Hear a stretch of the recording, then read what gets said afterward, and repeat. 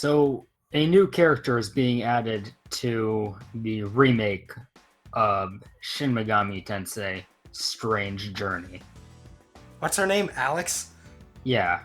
You know what sucks is how they changed it, like, when it's released in the West, it's not gonna be called Deep Strange Journey. Now it's just Strange Journey Redix.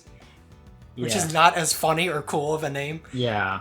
This is half talking about Alex, half talking about, like, the hot new complaint about the series. It's like Persona. Oh, tell me more about this exciting complaint. So, this kind of started with Shin Megami Tensei 4, I'd say. Though sure. They later retroactively applied that complaint to earlier games in the series. But around SMT4 is when it started really popping up. Okay. And the complaint seems to be based on the fact that the characters are more, like, light at times, or have characters to them. Have designs that are, like, that look nice. That have color? Yeah, and that people will draw fan art of. And it is a complaint that's been thrown around a bit for pretty much everything after Nocturne at some point in time. But it's being seen most with Shin Megami Tensei 4 Apocalypse, and preemptively with Alex in Deep Strange Journey. What is your take on this complaint? Why do you think that this is such a big deal to some people? Well, I think, like with all things, we have to trace this back to Persona 4. Yeah. All roads lead to Persona 4. All roads start and end with Persona 4. Yeah. So Persona 4, I think, is the biggest, worst boogeyman that has ever existed in any, like, series ever. That might be an exaggeration, but it's pretty up there. Like, you just say Persona 4 and people get, like, shivers. Like, they don't want to hear it. Yeah. Especially when it comes to, like, mainline Megami Tensei. Yeah. Or SMT, whatever the fuck that means. That's a whole big mess. Yeah. Yeah, it's really become an issue. Like, people seem afraid of it. Yeah, because it sold well. What, Persona 4? Yeah, it sold well. Persona 5 sold better, but I have another point I'll be making in a second. So, Persona 4 was the series, like, the, for... I don't want to say it was the series, because that's fucked up, but it was like, that was Atlus's game, right? So Persona 4 was the thing from, like, when did Persona 4 come out? 2008? I want to say 2007 or... 2007, 2008, somewhere around there. Mm-hmm. And only, like, ended in 2016, I'd say. For all we know, Persona 5 Arena is going to be announced, and we'll be seeing the whole Inaba crew again. Or at the very least, Kanji. Yeah, so, like, Persona 4 was, like, a juggernaut for as long as Obama was president. So that's a very, very long time for something to, like, simmer and fester and shit, okay? And that's also around the time when, I think more and more people got into Persona, and then, as a result, usually, like, they'll try other SMT games and such. And so, I think it's just this bad combination of Persona 4, like, being the air that, like, everybody's just gotta breathe in for that time. For the fucking longest. Yeah. And so that's the only thing you can fucking think about is Persona 4, Persona 4, Persona 4. And then it becomes like this boogeyman, right? Mm-hmm. Like, you've got the guy who played Nocturne or whatever. And then he's like, oh man, that was great. I'll try Strange Journey next, or whatever. And then he'll try Devil Survivor. And then he'll try SMT4. And then 4 Apocalypse. And then he'll think, no, wait, stop. This is Persona 4. Mm-hmm. And I don't even think that these people hate Persona, at least not as strongly as they lead on. I don't know. Some of them, I think they have, like, an ironic enjoyment out of it. Like, sometimes it's hard to tell. Yeah. When people are like, oh, fuck Persona 4, when they actually mean, like, literally, fuck Persona 4. I don't know. Like, I can't imagine having a vile hatred for a game that's competently designed like that. Like, it doesn't play like Bubsy 3D. Like, the game is a video game and plays close to the other games in the series, at least the modern ones. And I guess modern touches is also something that they're afraid of.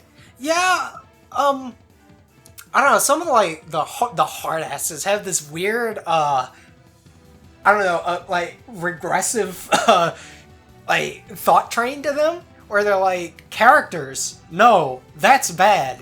Gameplay that makes sense, no, that's bad. Like, they want it to be like the classics, even though the classics, which are fucking catastrophes of design. The classics have their problems.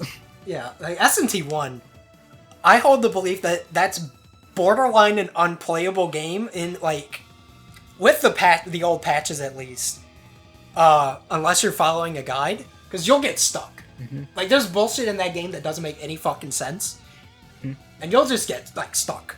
Like, you'll have no idea what to do, and everything looks the fucking damn same, so you'll get lost, too.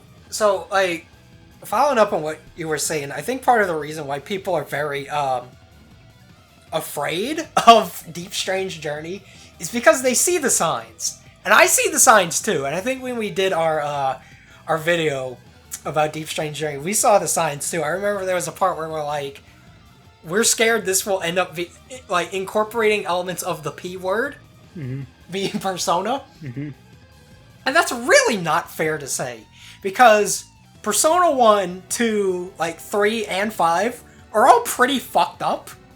Like, Persona 5 is actually one of the most fucked up games I've ever played. Yeah. Like, within the first 10 hours, a girl tries to kill herself because she got raped by the teacher, basically. Yeah. But and so, that's not really something that you say, this is gonna be like Persona, and say, like, it's gonna be sunshine and cuddle bears, you know? Yeah. And even Persona 4 does have its dark moments. Like, Adachi, we always talk about, there's, like, certain important things about Fither videos we need to talk about. Like, Adachi, we always need to discuss Adachi, at least once. Yeah. But Adachi is, like, a really, like, depressing, fucked up antagonist. Like, he's not as bad as some of the people from Persona 5, but he's still pretty, like, pretty messed up. Here's the thing, they don't want, like, these, like, social issues, these, like, things based on...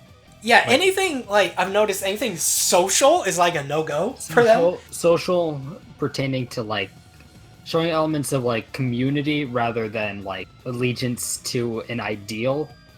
Yeah, I think the idea of, like, talking to somebody, like, having a conversation with them, just is, like, putting holy water on these people. It burns them or something. Like, I don't get it. Yeah. They like their characters to be more abstract than, like, a character. It's like, that's so fucking boring. Like, I like to see the transformation from how they go and become, like, a law scum. Like, that's interesting to me. Like, I think that it's because they fleshed out the characters is that, at least to an extent, is why people want reasons to come back. And we tried to make a video on that. Yeah, go watch it if you want. It's a fucking catastrophe. Yeah. And that's also why people like the Hoi Boys of Shin Megami Tensei 4. But here's where I feel they lost people with Apocalypse. Characters are less of... The characters themselves don't have an alignment except for Dogda. I don't know, like, when I was playing it, I could tell who was, like, which alignment. Like, Hallelujah was obviously kind of chaos-leaning. Yeah. And so was Toki. And then you had, like, what's her name? Nozomi? Mm-hmm. Who is, like, more law-ish, and obviously, so is Gaston. So you could see there's, like, bits and pieces of that in them. But it ultimately doesn't fucking matter. Yeah. Here's what... like, Shin Megami Tensei 4 almost has a meta commentary. You choose Dogda when you choose, like, your ideals over humanity, to an extent. And yeah. that's kind of like choosing... That's like choosing the idea of having alignments over the idea of having characters. It's kind of represented with that whole ending. Oh, so you're saying it was actually the deepest game ever made. It was like a meta commentary on a commentary. Yeah. Oh, dude. It was like a double Undertale. Oh, man. And if you chose humanity, then, like, you chose to have these characters over, like... Thought. Like, I can see where people are kind of coming from. Yeah. With the whole, at least in regards to, like, Persona, like, 4, I guess, or whatever. Mm-hmm. Persona 3 to an extent. Mm-hmm. Of the whole deal of, like, I don't want these games to lose their intellectual meaning, if that makes sense. Yeah. I think the thing that gave them the biggest dose of fear was SMT4 Apocalypse, which, if you did the, like, friendship ending, is the... Which is literally called, like, the Bonds ending, right? Yes, it is the Bonds ending. That's so fucked up. Yeah. Like, I'm one of those, like, you Persona 4, haters or whatever need to get off your high horse, and even then I'm like, okay, we cannot have something called the Bonds ending in Shin Megami Tensei for Apocalypse. Yeah. Like, that, I feel, is the problem. Like, they can at least tolerate having characters, and I think the fact that they're adding a new character, that's why people are feeling that this is only Persona. Half because she's a character, but even more so because she brings in the potential of, if you go with her, you get the Bonds ending. Right, that's what freaks me out, is that right now the signs are pointing towards her being, like good ending, objectively. Yeah. Like, and SMT was never about good ending. Right. That's one of my favorite things about the whole series, is that usually the endings are, like, all bad, like, really bad. Like, SMT1, everything's fucked no matter what.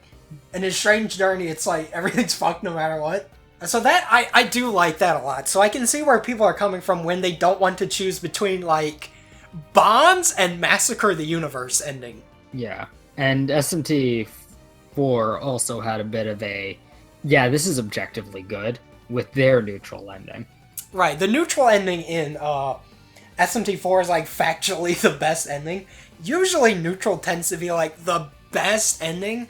But that depends a lot on, like, your... especially your with the new lore from SMT4 Apocalypse. Right, which makes it very abundantly clear, yes, neutral is factually, objectively, the only correct way to go, assuming you do it right. But, yeah. The new lore from SMT4 Apocalypse kind of retroactively fucked the whole series in every conceivable way. Yeah, I mean, like, we've known since Megami Tensei 2 that the bad guy in the universe is God. That's who the problem is. Yeah. But it's always been an issue of, like, is it better to rebel against this guy or just say fuck it and let him do his thing? Yeah.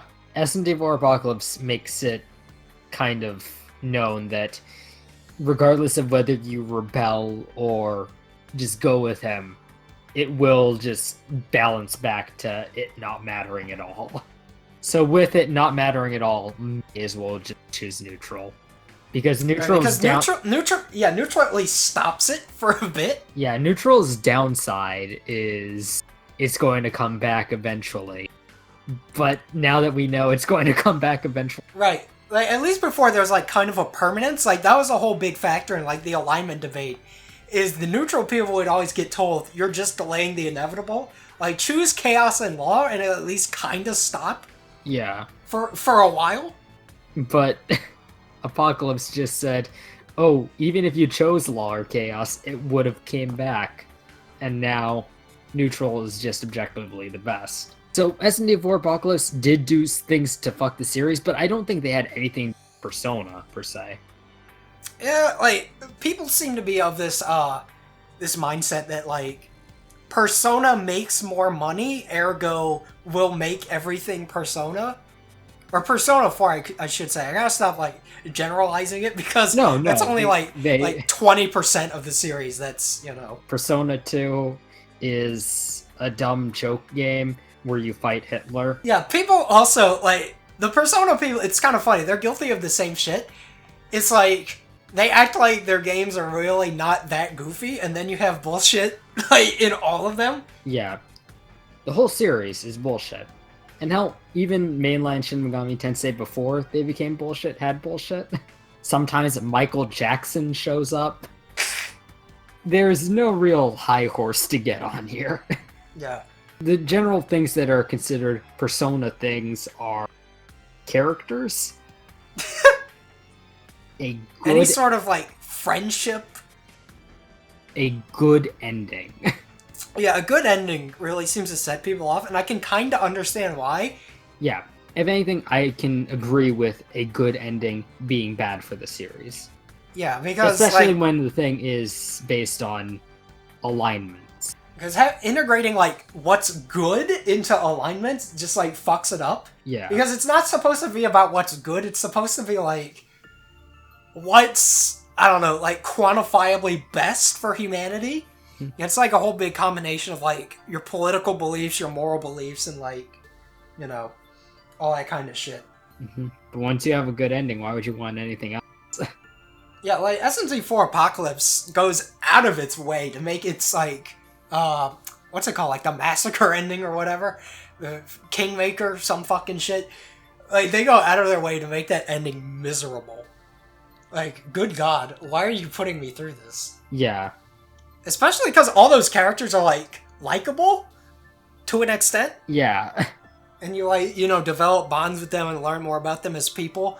Well, that's like Persona 4. So you... That's like Persona 4. That's like Persona 4. Like, characters? Like the fucking Epic of Gilgamesh had characters, you stupid idiot. Like...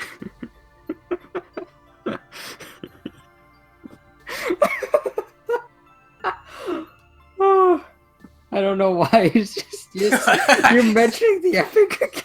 It's like, what's the oldest thing I can think about that's not your mom? The main character getting praised in any way is totally a Persona thing. Yeah. Like, that's especially more like a Persona 3 and 4 kind of thing. I don't know as much about Persona 2, but in Persona 1, you're just like a dude. Like, nobody really cares. A lot of the SMT protagonists, they're just stuck in a shitty situation and they're trying to do what they think is right. And, like, having validation that what they're doing is right from other people kind of feels off. I mean, I can get wanting to be like, yeah, good job, guy. You did it. You did it. So is there a solution to this? No, Is there a way to like satisfy these people? No, like, this is a very complex, multifaceted problem that we're admittedly very guilty of ourselves. Not because, like, we think of Persona as some big boogeyman. Like, half the fucking channels, more than half is Persona. Yeah. Persona's easy to talk about. Right. But our minds are too objective. I don't know. I think that what sets us apart is that we like to think about things. Like, we don't just go, oh, Persona, or, oh, SMT. Do Persona fans not want something in their game? Honestly, I don't think so. I think, this is my thought, is that a lot of the Persona people that aren't, like, fucking stupid really like the change of pace that Persona 5 brought. Because, like, Persona 4, after years and years of it getting progressively more and more, like, kissy-lovey or whatever. And objectively worse in writing. Yes. It's nice to see something that's just like, I'm Madarame, I adopt orphans and make them into my art slaves. Like, that's cool. So I think, if anything, like, this is weird. It feels fucked up, like, segmenting them into Persona and, like, Megami Tensei fans or whatever. Because a lot of the time they like both. Especially a lot of the people on our channel. Yeah. But there are the elitists. Mm-hmm. Or like just in Persona's case, usually just like fucking stupid people that don't know anything. But they're more uneducated than they are like assholes. Yeah. And I think that's the difference. Yeah. They're uneducated or they just can't get into it. Yeah, and that's fine. Like I don't blame you if you look at like Nocturne or whatever and think, I don't want to play this. I really don't blame you. You take one look at Shin Megami Tensei 1, it's like, okay, let's slow down here. So somebody a strange journey like dungeon, No. and they'll run away. Whoa, man. Yeah, it's a fucked up situation because I really enjoyed Apocalypse, despite its like kind of dumb writing at points. But other than that, I really liked it. But it's like, don't do that again, please. like give me Devil Survivor 3 or something. Wait, I have an important question. What? Do you think, now that Persona 5 is out, and that, like, basically only really fucking stupid people sit there and think, oh, this is just like Persona 4? Do you think now that... No, people are stupid enough to complain about Persona 5. So stupid that they don't even complain about Persona 5, they have to make up some shitty headcanon just to complain about the characters. Yeah. But, like, now that Persona 5 is out, and it's not Persona 4 at all, do you think the Persona boogeyman, so to speak, will at least kind of die out, or is it here to stay permanently? It's here to stay permanently. Yeah. It's too much a part of, like, the culture war, I guess? It's in everyone's cognition. If you go to Mementos, there'll just be a giant Persona 4 poster. Yeah, let's stop complaining about Persona. Complain about, like, the return of Demi-Kids. Like, be afraid of that. Yeah. Bubsy's back. Demi-Kids is next. Dude, there are dark times ahead of us. The old gods are, like, waking.